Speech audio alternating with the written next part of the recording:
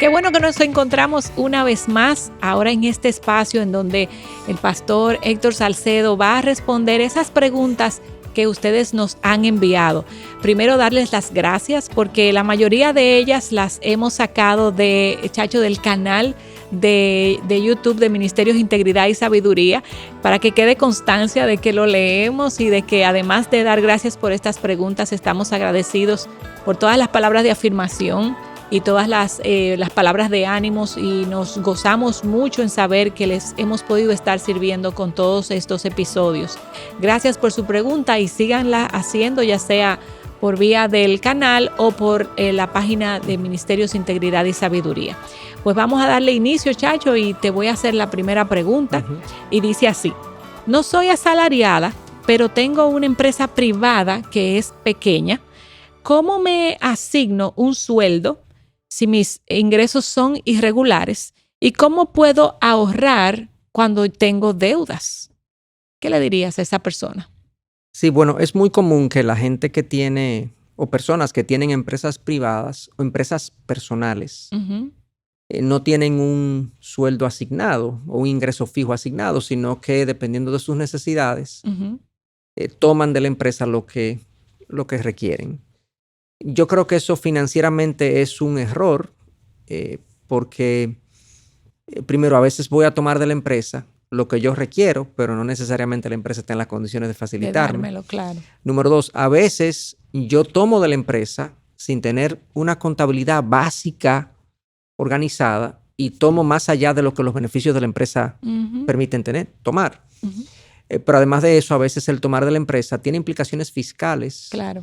Que no son tomadas en consideración, porque sencillamente creo que esa empresa es mía y como es mía nadie me tiene que decir nada y yo lo puedo hacer como yo quiera, pero realmente ya una empresa, que es una figura jurídica en todo país, requiere cumplir ciertas normas fiscales, aún sea yo el dueño completo de esa empresa. Entonces mi recomendación es que se asigne un sueldo. En este caso veo que es una empresa pequeña, yo me asignaría un sueldo relativamente pequeño, que dé para yo cubrir, por ejemplo, el alquiler de mi vivienda y algunos gastos fijos, y que si yo me voy a pagar más de ahí, yo me lo pague vía una comisión variable dependiendo de los ingresos. O sea, que si en un mes determinado a la empresa le va bien, yo como uno de los que laboro, aunque es mi empresa, pero yo laboro en la empresa también. Como uno de los que laboro ahí, también tengo una comisión variable asociada a los ingresos. Tendría que ver el porcentaje, depende de la empresa que sea y demás, pero es una forma de crearlo, lo cual también estaría sujeto a las deducciones de impuestos que corresponda al país en cuestión. Entonces, yo diría que si asigna un sueldo bajo, relativamente bajo, porque la empresa es pequeña, considerando ciertas necesidades, que ya sepa que va a cubrir ciertas necesidades o las necesidades principales que ya tiene. Y número dos, que sea un ingreso variable, lo cual supla algunas cosas adicionales dependiendo del ingreso de la empresa. ¿Cómo puedo ahorrar si tengo deudas? Bueno, es algo muy general esta pregunta, porque lo ideal es que uno pague las deudas antes de comenzar a ahorrar, ciertamente. Pero hay ocasiones en las que yo me organizo financieramente y, por ejemplo, yo conozco personas que tienen digamos, un propósito de ahorro mensual, pero porque por razones financieras tomaron un préstamo para un vehículo, porque le dieron tasas muy buenas y de hecho el ahorro que pueden hacer tiene tasas de rendimiento superiores incluso a la tasa que pagan por el préstamo del vehículo, y en esas condiciones valdría la pena mantener el préstamo del vehículo porque paga una tasa más baja que la que yo obtengo por mis rendimientos o por mis inversiones en ese caso. Pero si en general mis préstamos tienen una tasa de interés más alta o superior al valor que yo obtengo de mis inversiones, lo ideal es pagar, en vez de ahorrar, pagar mis deudas. Claro. Y si pasa cualquier cosa y necesito entonces suplir alguna necesidad de emergencia, bueno, pues entonces el préstamo que estoy pagando, se supone que si yo lo estoy pagando, yo estoy bajando mis compromisos financieros y yo tengo facilidades financieras disponibles. O sea que si necesito, entonces tomo prestado para situaciones particulares, pero por lo pronto no hace sentido financiero estar ahorrando cuando estoy pagando una tasa de interés superior. Claro, totalmente. Entonces ese es el consejo.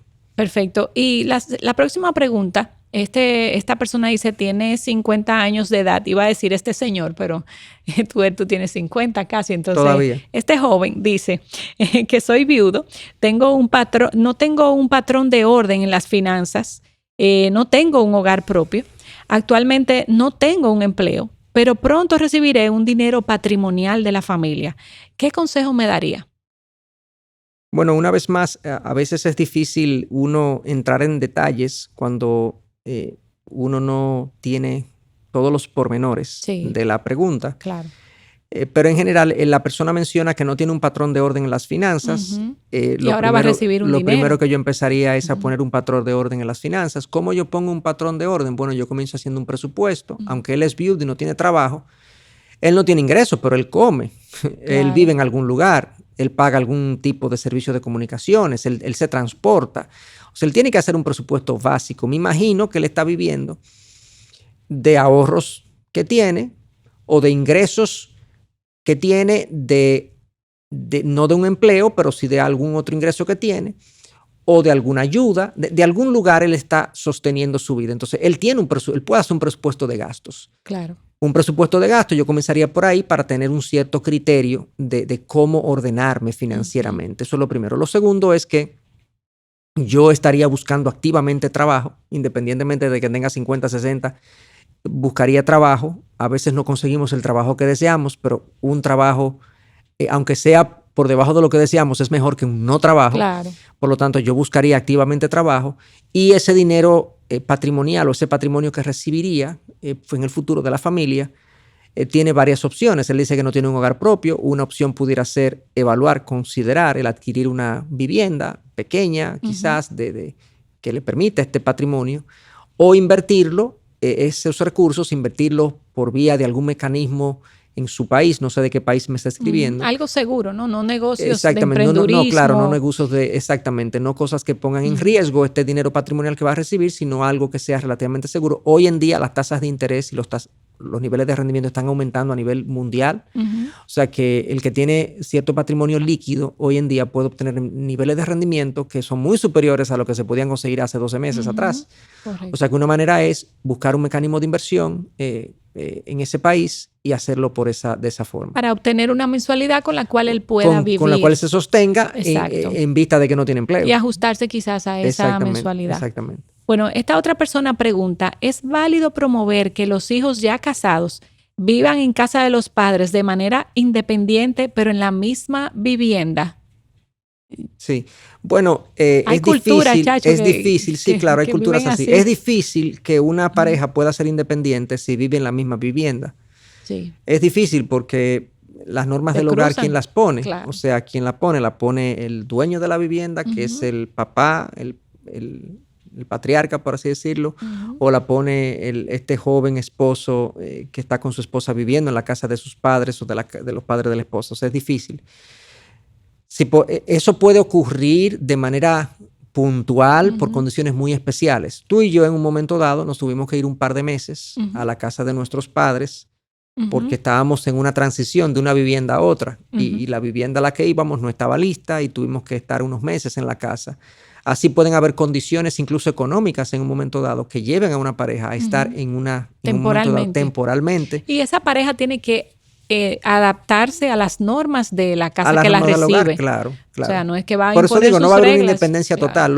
Lo ideal es que dejará el hombre a su padre y su madre y se unirá a su mujer y serán una sola carne. Aún en los tiempos bíblicos, aunque la familia vivía de manera muy cercana, no vivían todos en la misma casa propiamente. O sea, la familia, por ejemplo, que tenía hijos y demás, los hijos seguían cultivando el oficio del padre, quizás era un carpintero o era un agricultor o era un ganadero y demás, y seguían ahí en las inmediaciones, pero tenían su casa cada uno, aunque vivían en la misma comunidad y lograban cierta independencia.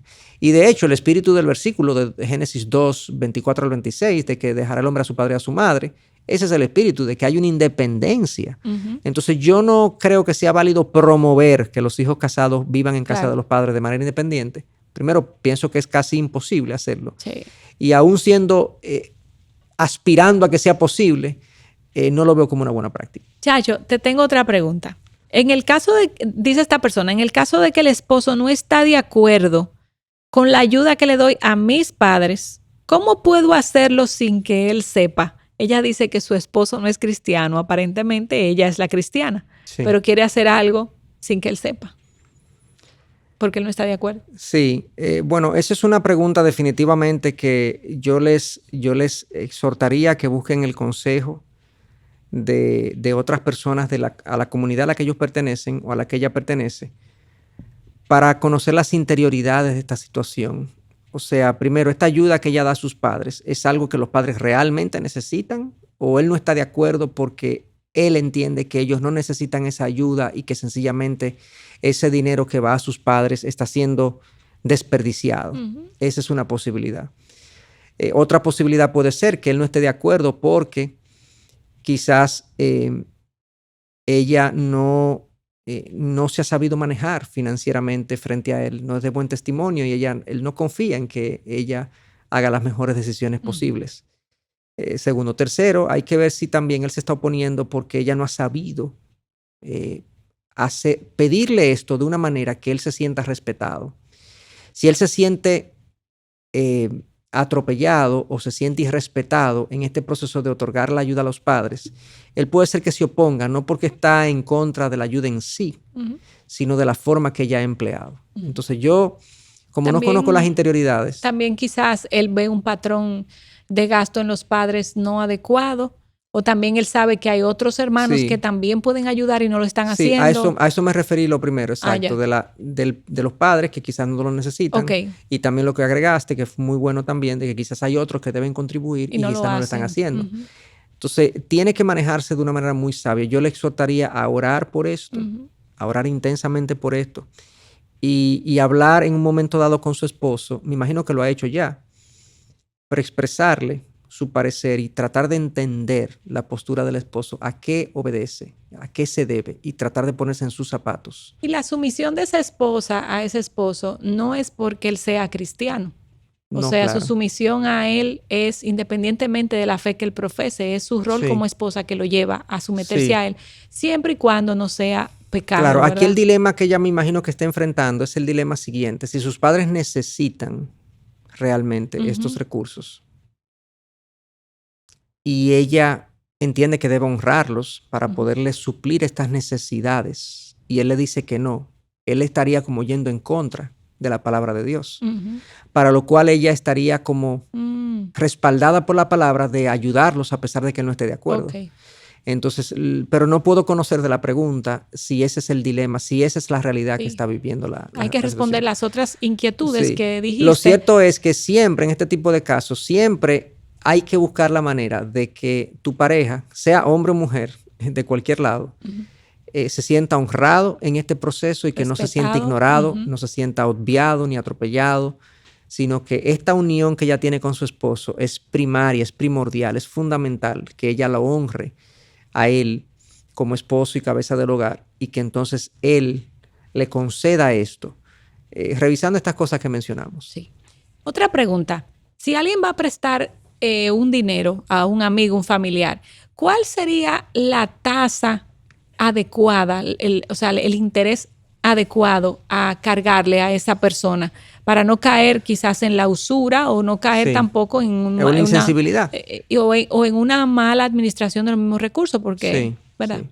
Bueno, en realidad depende de qué tasa le voy a cobrar, porque primero depende de si el dinero que estoy prestando lo estoy prestando a una persona que va a hacer negocio con el dinero que le estoy facilitando. Si voy a hacer un negocio, si la persona va a hacer un negocio, entonces lo lógico es que yo sea compensado por ese negocio que esa persona va a hacer. Le puedo dar una reducción de tasa versus una institución financiera, porque obviamente no habría sentido que me lo tome a mí si una institución financiera se le puede prestar al mismo valor. Claro. El beneficio entonces, ¿cuál es? El beneficio que él pagaría un poco menos y yo recibiría un poco más, porque típicamente si yo lo coloco en una institución financiera, te pagan menos. Claro. Entonces, ahí yo recibo un poco más, él paga un poco menos y nos encontramos, si esa es la razón de hacer un negocio. Si la persona lo que está es pidiéndome dinero prestado porque tiene una necesidad, ahí ya es un poco más complicado. se le enfermó un hijo, no tiene empleo. Lo ideal es que yo le preste ese dinero sin cobrarle nada. Si yo puedo. Sí, exacto, eso iba a agregar. Si es que yo puedo. Si yo puedo prescindir, o sea, no recibir esos intereses porque no lo necesito para mi manutención y mi sustento. Ahora, si eso me descuadra, entonces yo tengo que ser honesto y decirle, hermano, yo no puedo porque tengo estas responsabilidades. Pero yo debería hacer un análisis de realmente si yo puedo, aún yo vea a simple vista que me descuadra, si realmente yo hago un acomodo y hago un esfuerzo, porque muchas veces la generosidad estamos llamados a ser sacrificiales en la manera como somos generosos.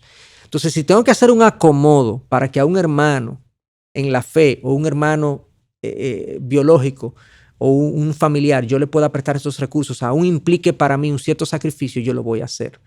Entonces, si le estoy prestando para un negocio es una cosa, si le estoy prestando para una necesidad es otra. Si le estoy prestando para no lo quiero poner en términos de capricho o para un deseo, quiero comprar un vehículo, no es una necesidad realmente, quiero comprar un vehículo o hacer otra cosa, una inversión en una vivienda y demás, y préstame el dinero. Bueno, si él está comprando un vehículo o haciendo una inversión en un inmueble y lo va a tomar prestado a una institución financiera y yo se lo voy a facilitar, la misma consideración que al negocio, yo se lo voy a prestar un poquito más económico, claro, y él me va a pagar un poquito más de lo que yo recibiría si lo coloco en el sector financiero. Entonces, depende de cuál sea, de la razón de la petición. Y en función de eso, yo asigno la tasa. Ok, te voy a hacer 2 preguntas más, creo que tenemos tiempo para eso. Los juegos de azar, como el póker o los juegos de apuesta, pudieran considerar, hay personas que dicen esto es como un negocio para mí, yo puedo considerarlo como una inversión que me va a generar recursos. ¿Está bien pensar así de esa forma? ¿Cuál es el riesgo? No está bien pensar así. Es un concepto, primero, no es cierto matemáticamente, estadísticamente hablando, la probabilidad de ganarme en cualquier juego de azar es mínima. Mucho menos de un 1%, mucho menos de un 1%. O sea, típicamente son probabilidades ínfimas. Es como botar el dinero. Entonces, eso es una manera quizás de yo justificarme en mi práctica y en mi impulso de jugar. Y quizás conozco a personas que le ha ido en un par de veces bien, o a mí mismo me ha ido un par de veces bien, y creo que voy a replicar esa experiencia. Y la historia dice que no es así. O sea, los juegos de azar están diseñados para que los que se ganen sean los menos y los más sean los que aporten el que gana, el que gana. Entonces es por definición, por estructura del negocio mismo, no puedo hacer de eso una idea válida, primero. Y segundo, bíblicamente, la manera de yo conseguir recursos de manera regular para mis necesidades no es apostando, no es en este tipo de actividad incierta, sino que es empleando los dones y talentos que Dios me ha dado y mis habilidades en beneficio de otros, al servicio de otros, en las capacidades que sea. Pero esa es la manera como yo puedo encontrar aval bíblico para la producción de recursos. Lo que se salga de ahí es algo que no está avalado por la palabra como una manera habitual de yo obtener recursos. O sea que no diría que es una práctica bíblicamente respaldada el yo pensar que el juego de azar me va a proveer. Es contrario al espíritu de la teología bíblica del trabajo. Bueno, y por último, Chacho, se nos han hecho muchas preguntas acerca del Bitcoin y de otros tipos de moneda electrónica. Brevemente, alguien que no tenga conocimiento de la parte financiera, ¿debería invertir y comprar monedas electrónicas? Yo no soy partidario de la inversión en monedas, en criptomonedas. No puedo decir que estoy totalmente opuesto a que se haga, pero si se va a hacer, que se haga en una pequeñísima proporción del patrimonio, no más de un 2% del patrimonio. Yo recuerdo en una ocasión que algunas personas me decían, bueno, pero Elon Musk invirtió Sí, pero Elon Musk invirtió, se calcula como unos 1.500 millones de dólares en monedas, en criptomonedas, cuando él tenía un aproximado de 150.000 millones, o sea que él invirtió un 1%. Exacto. Yo no conocía la proporción hasta que lo vi, pero yo decía, tiene que ser en una proporción pequeña porque es un activo, vamos a llamarle así, es un activo altamente volátil. Y la razón de la volatilidad es que no sabemos qué fuerzas operan detrás de las monedas digitales. Tenemos una idea de las fuerzas que operan, pero no tenemos una idea porque los propietarios de las monedas digitales y la confluencia de personas que están adquiriendo las monedas digitales son desconocidas. Y las razones por las que la compran son desconocidas. Y mucha gente la compra porque piensa que va a ganar el dinero que no se ha ganado en toda su vida.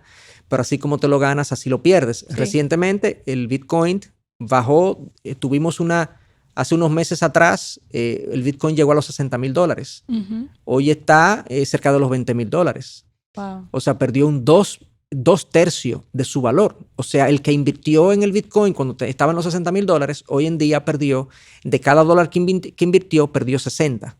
60 centavos. 60%, exactamente. Entonces, obviamente, ¿por qué bajó? Bueno, por múltiples razones. Entonces, es absolutamente incierto, como pasa con muchos activos. Entonces, si yo estoy siendo un mayordomo de los recursos de Dios, yo como mayordomo debo tener en cuenta que el dueño no quiere que yo ponga su dinero, sus activos en cosas que son absolutamente inciertas. Muchas cosas son inciertas, me pudieran decir. Sí, pero aquí no hay base de dónde sostener cuál es la tendencia probable de la moneda electrónica. O sea, ¿en base a qué la proyecto? No hay forma de proyectarla, no hay forma de estimarla. No sabemos si se van a regular eventualmente. China tiene cierta prohibición a ciertas actividades de ese tipo. Se han dicho en algunos países que se van a regular. Si se regulan, dejarían de ser el refugio que son hoy en día como moneda digital. Eso implicaría una disminución de su valor o no. O sea, hay muchas incertidumbres, enormes incertidumbres. Y tú has dicho en el pasado que si tú no entiendes un negocio, mejor no inviertas ahí. Exactamente. Y si puedes, invierte lo que puedes perder para que sea algo buen sensato, aporte. ¿no? Exactamente. Bueno, pues gracias, Chacho, y gracias a ustedes por enviar sus preguntas. Si tienen más, no dejen de hacerlo. Recuerden que lo pueden hacer escribiendo ahí en el comentario del canal de YouTube de Ministerios Integridad y Sabiduría, o yendo directamente a la página del ministerio y buscar ahí Tu Corazón y el Dinero, y en esa casilla dejar tus preguntas. Queremos saber de ti, queremos oír de ti, así que gracias también por dejarnos ahí tus comentarios y tus palabras. Nos vemos en una próxima entrega de Tu Corazón y el Dinero. Hasta la próxima.